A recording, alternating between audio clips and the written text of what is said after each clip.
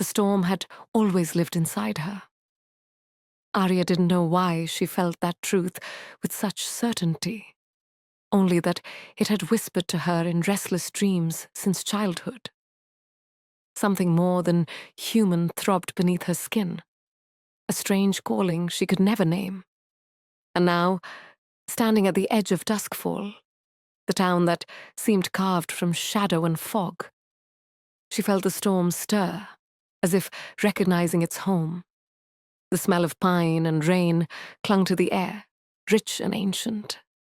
And when she inhaled, it burned through her lungs like a secret meant for her alone. She had come here for answers. Answers about her mother, about the past shrouded in silence and half-truths. Her mother had always avoided questions, and when she died unexpectedly last winter, nothing was left behind but fragments.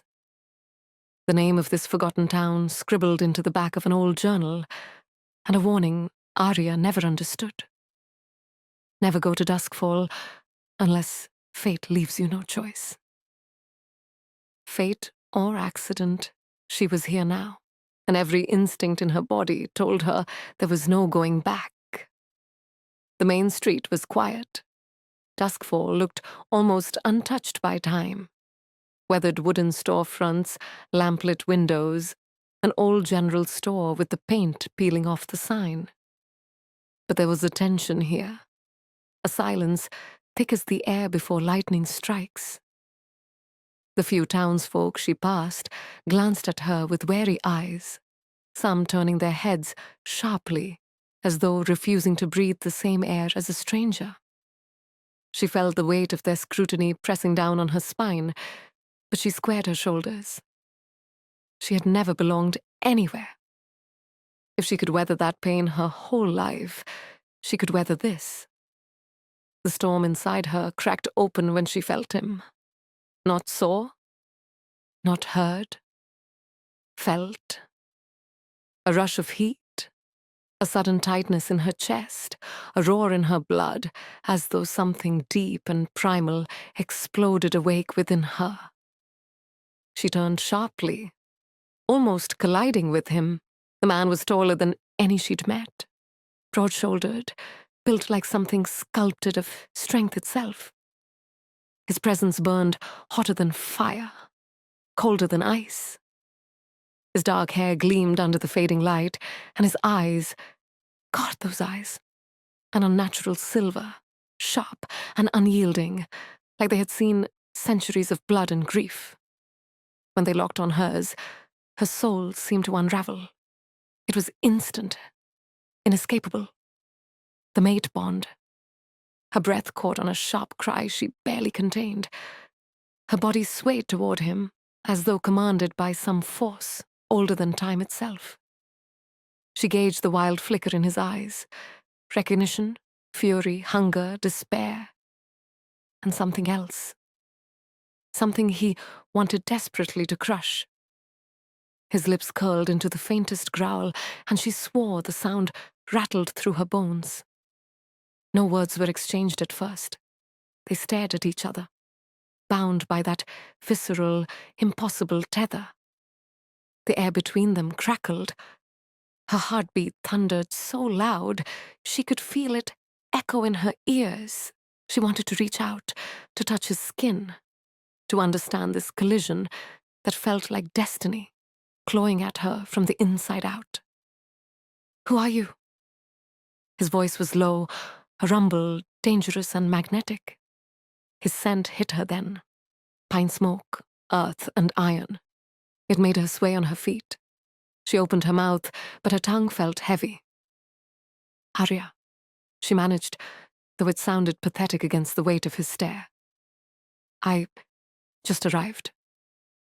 The silver in his eyes flashed darker, hardening with sudden coldness. His jaw tightened. "You shouldn't be here," he said, clipped, as though each word was a weapon. Something inside her bristled at that. She had carried the loneliness of never belonging her whole life. She wasn't about to be dismissed by some stranger with dangerous eyes. I'll decide where I should be, she said sharply, even as her chest thrummed with the pull toward him. The contradiction terrified her. A muscle ticked in his jaw. He stepped closer, and she felt the air shift, the edge of his presence almost suffocating. Do you have the faintest idea what you are walking into? His voice lowered to a growl, almost feral, and she felt it crawl along her spine. She should have run. Any sane woman would. But sanity had no place here. Not when the bond screamed in her blood, demanding she press closer, touch him, breathe him in. She whispered before she could stop herself. What are you? His nostrils flared. Something flickered across his face. Conflict, raw and fleeting, before his features shuttered into stone. He leaned down just enough that his lips nearly brushed her ear, and he spoke. The end of your peace. Then he pushed past her, his shoulder grazing hers, and walked away without another word. Arya stood trembling, rooted to the cobblestone street, her entire body vibrating with sensations she didn't understand. Her fingers tingled as though they'd absorbed static electricity, and the storm inside her thundered restlessly against her ribs. She felt more alive in those 2 minutes than she had in her entire life. And the ache left in the wake of his departure was unbearable, a tearing emptiness. She wrapped her arms around herself, trying to calm the frantic pace of her heart. She barely knew his name. She only knew the bond had chained them. Whether curse or blessing, she couldn't walk away from it. Not yet. Even if he wanted to. In the distance, clouds gathered over the mountains, dark and ominous, as though nature itself roared in recognition of their meeting. And Arya shivered with the unshakable certainty that she had finally found what she had always been searching for. Yet it might very well destroy her. But she could not leave. Not now. Because fate had found her, and it wore the eyes of an alpha. Shall I write the next chapter? The sting of his words clung to Arya's chest like frostbite. The end of your peace. They repeated in her head as she walked the cobbled street back toward the inn where she had rented a small room. Her body still trembled, her veins still burned with the strange fire that had erupted when her gaze collided with his. She had no name for it, no explanation, only the raw ache that remained in the wake of his rejection from the very first moment. She pressed her palm over her rapidly beating heart and swallowed hard. She should leave. That was the logical move. But her entire soul resisted the idea, her feet unable to bear the thought of retreating without answers. He had looked at her as though he knew who she was, what she was. But she herself had no idea. The door to the inn swung closed behind her. The warmth of the fire crackling in the hearth barely reached her skin. Everything inside her still burned, still shuddered like her body was a cage containing a wild animal trying to break free. She moved through the narrow hallway to her chamber and shut the door, pressing her back against it as though to seal herself away from the storm inside. She had searched her whole life for somewhere to belong. For the first time, she had felt something like belonging the moment their eyes had locked. It was wrong, terrifying, and yet it felt like a missing piece settling into place. And in the same heartbeat, he had torn it away. Anger arose, hot and sharp, radiating through her veins. Who was he to look at her that way? To make her feel something primal, soul-deep, and then dismiss her as though she were filth? Without warning, the flames in the hearth shuddered violently, roaring higher for a few seconds before dimming again. Arya froze, breath caught in her throat. Nobody had touched the fire. There had been no draft, no change except the storm of emotions ripping through her body. Her lips parted. No, she thought. That couldn't possibly be because of her. She pushed the thought away, though dread knotted in her stomach. Sleep came in fragments that night, torn between dreams and that unbearable ache in her chest. She saw flashes of silver eyes in the darkness, a heavy scent of pine. Growls she both feared and longed for. She woke more exhausted than before, her fists clenched in her sheets. The next morning, she ventured through the square. She did not expect to see him there, but she felt him first, like a magnetic tide, pulling her deeper into the storm. She turned and saw him crossing from the other side of the road, the townsfolk moving out of his way, as if the very space belonged to him alone. Whispers followed him, backs stiffened as though standing before a king. Or a predator. He didn't look at her at first, though her heart leapt painfully in her chest, as if forcing recognition out of him. When his gaze finally locked on hers, the air seemed to split. His stride stopped, his jaw clenched tight. The silver of his eyes brightened, sharp enough to cut. "Why are you still here?" His voice was cold, cruel deliberately, as though each syllable was a weapon meant to wound her. Her throat tightened, but anger steadied her. "Because this place has answers I need, whether you like it or not. You don't belong here.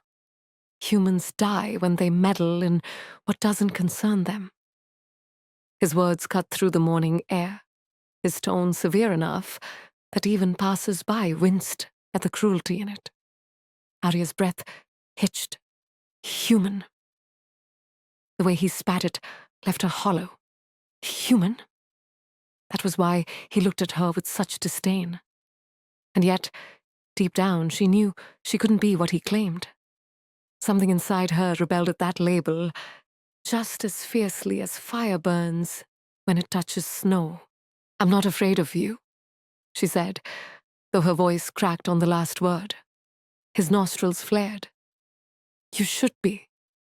And then he turned, dismissing her with the deliberate cruelty of someone who knew exactly the wound he was carving open. The square fell silent. Arya stood frozen, her face burning with shame, her body shaking with more than the need to cry. She would not give him that satisfaction. Instead, she turned on her heel and forced herself to walk in the opposite direction. Every step felt like splintering glass beneath her feet. By the time she reached the edge of the forest, pain bloomed so hot in her chest that she fell to her knees in the grass. The mate bond, though she didn't know its name, was a screaming wound between them. She clutched her ribs, struggling to breathe, tears stinging her cheeks. The world itself seemed to respond. The gentle breeze through the trees died in an instant.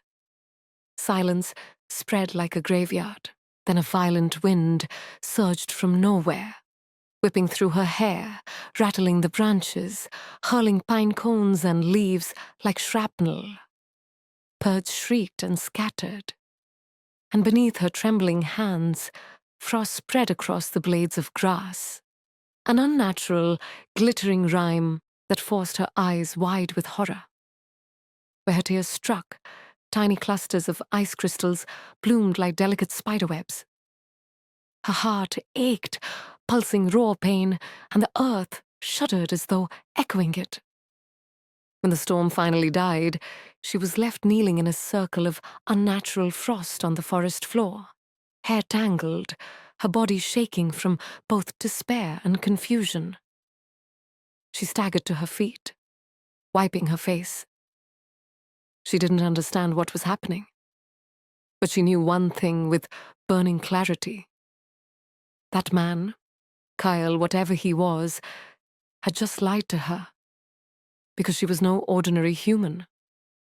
Something stirred in her blood, something dangerous, something the Alpha clearly recognized, and she would find out what it was, no matter what it took. The question clawed at the back of her mind as she stumbled back from the forest, raw and trembling, yet more determined than ever. The Alpha might want her gone, might reject her cruelly, but she felt fate refuse to let her go. And she knew this was only the beginning. Shall I write the next chapter? The frost at her feet haunted her long after she stumbled back to the inn. She tried to convince herself she'd imagined it, that her grief and fury had twisted her perceptions.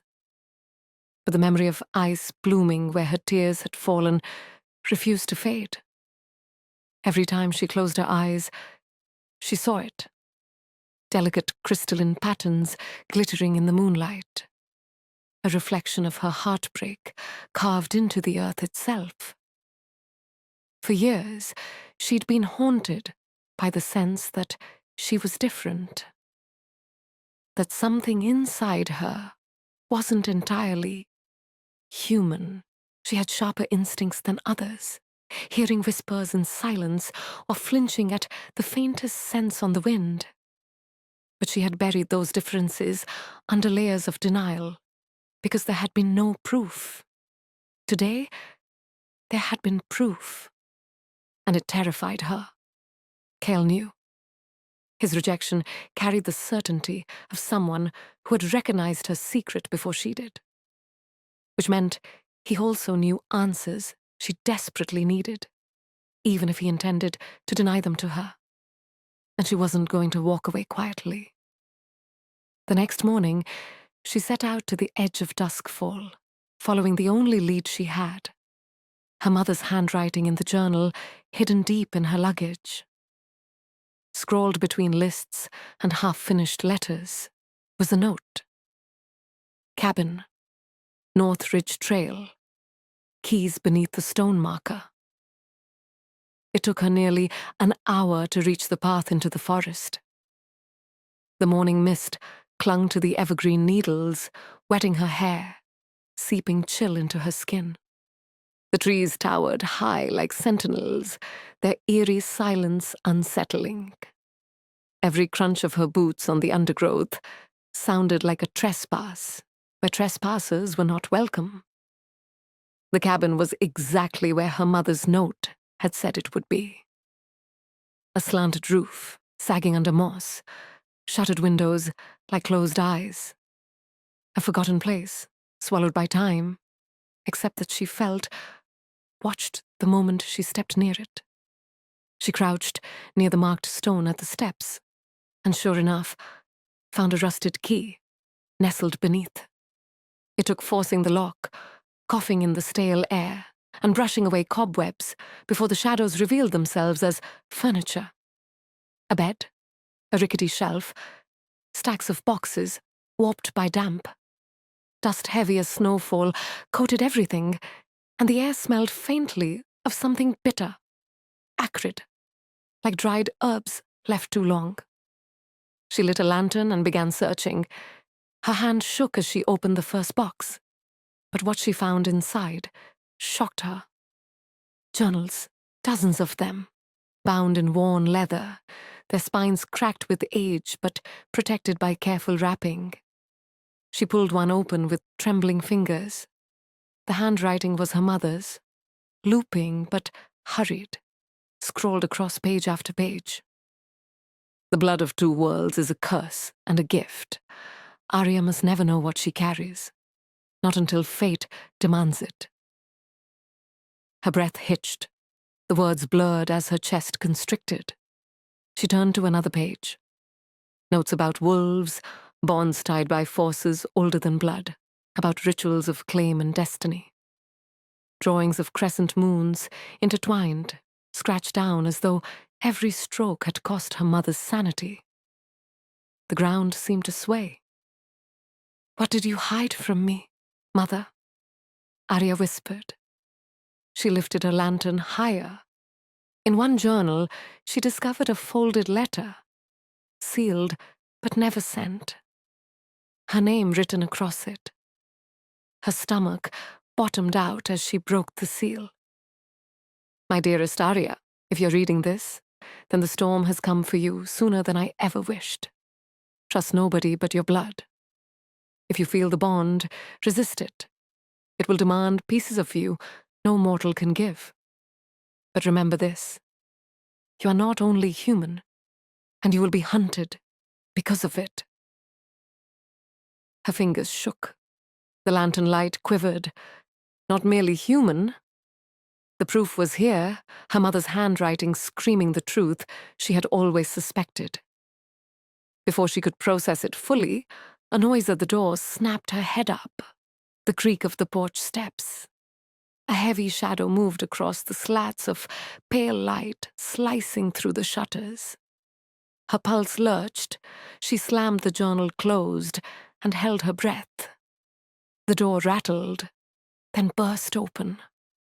Cale filled the doorway, broad-shouldered and terrible, his silver eyes gleaming furiously in the lantern light.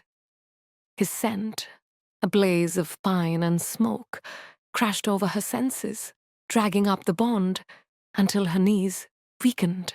He sniffed once, jaw clenched, as though he could smell her fear. "You shouldn't be here," he growled. His gaze flicked to the journals, then back to her, colder, sharper. "You've opened things you don't understand." Her hands tightened around the lantern's handle. "Then explain it to me," she shot back, refusing to shrink before him. "What am I? Why did my mother warn me in writing, but never aloud? Why did I freeze the ground with my grief?" His jaw twitched. For a flicker of a second, something like sorrow flickered deep inside those eyes. But it was gone before it could soften him. "You should have burned those journals when you found them," he said, his voice heavy with something dangerously close to despair. "You don't belong in this world, and if you stay, it will kill you." Her chest twisted. She wanted to claw the words away from her heart. Instead, she swallowed hard and said the words that burned on her tongue. Maybe the bond doesn't give either of us that choice. The silence between them thundered. The bond pulled at her ribcage, demanding she reach for him, demanding she give in. His throat worked as he clenched his fists at his sides, nostrils flaring with the hunger he desperately tried to cage. When he finally spoke, his voice was poison. "Then I'll make it for us." He ripped the open journal from the table, hurled it against the wall, and turned on his heel. Arya flinched, her heart fractured, frozen between fury and loss. But more than fury burned in her veins now. Questions coiled like serpents in the pit of her stomach. She looked around at the journals, waiting in their crates. Only one truth rang clear. No matter the Alpha's cruelty, no matter his rejection, she would search every page, every word, every scrap of parchment. Because her blood wasn't human. And until she uncovered why, she would never be free from him. The lantern flame flickered violently, as if agreeing, casting twisted shadows on the walls. And Arya knew that whatever destiny waited for her, it would not wait much longer. Shall I write the next chapter? The night fell heavy over Duskfall, thick with mist that coiled like a living thing between the trees. Arya carried one of her mother's journals, clutched to her chest, her lantern swaying as she stumbled back to the cabin after Cale's storming departure. She had gathered the scattered pages he'd tossed aside, refusing to let his rejection define her path. Every word her mother had written was a doorway, and she meant to walk through each one. Her pulse still hammered. The mate bond clawed at her every nerve, aching with the weight of his absence. She hated that she could feel his rejection tearing through her ribs, as if the sharp edge of it were her own. That was the cruelty of whatever tied them together. It didn't heed reason or desire. Even when she wanted to despise him, her body longed for him. She reopened the journal, scanning the lines until a passage caught her breath in her throat. The prophecy is older than the packs themselves. It tells of a daughter of two worlds, mortal blood entwined with spirit blood, who will either save the pack's magic or lead it to ruin. Her mate will hold the key, but every key demands a lock broken, and every lock demands a sacrifice. Her fingers shook. Daughter of two worlds, spirit blood, sacrifice. The words seemed to breathe against her skin. She remembered the frost at her feet, the unnatural roar of the wind, the way Cale had looked at her with both fury and recognition. She slammed the journal shut and stood pacing across the floor, unable to contain the storm. The words didn't just describe her, they named her, and Cale knew. He had known from the first instant why he felt the bond, why his gaze had chilled and heated her in the same breath. He wasn't rejecting a stranger. He was rejecting the curse written in destiny. But why? Why reject her with cruelty instead of warning her? Why cling so desperately to his denial? What was he hiding? Her voice trembled in the silence of the cabin. What did you fear, Mother?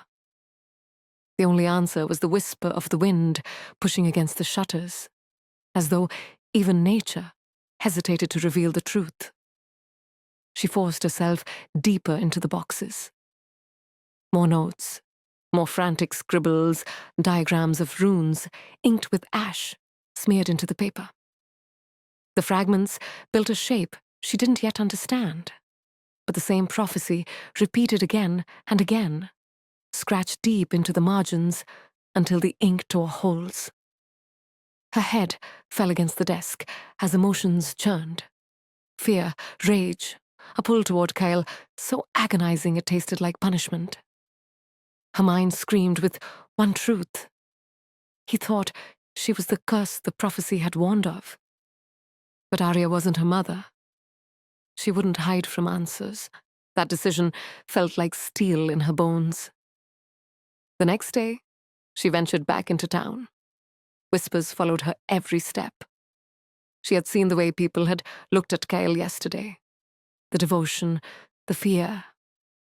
Alpha wasn't just a word here. It was law carved into flesh and soul. His rejection of her had been a declaration. If he had named her an outsider, no one would help her.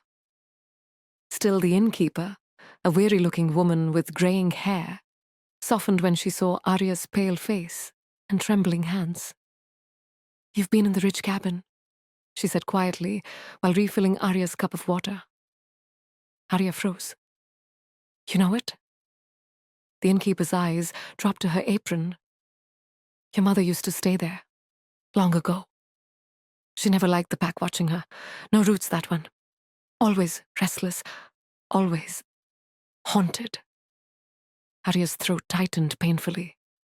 She wanted to ask more, but the woman clammed up with a quick glance toward the door, as if afraid of who might overhear. Step outside. Decide what to do next. That had been her plan. But fate, it seemed, didn't care for her bitter defiance. The sound of growls tore through the town square before she'd taken 3 steps. Not the deep growl of Cale's voice, but something wilder, harsh and grating, echoing through every stone of Duskfall. Gasps rose around her, people scattered,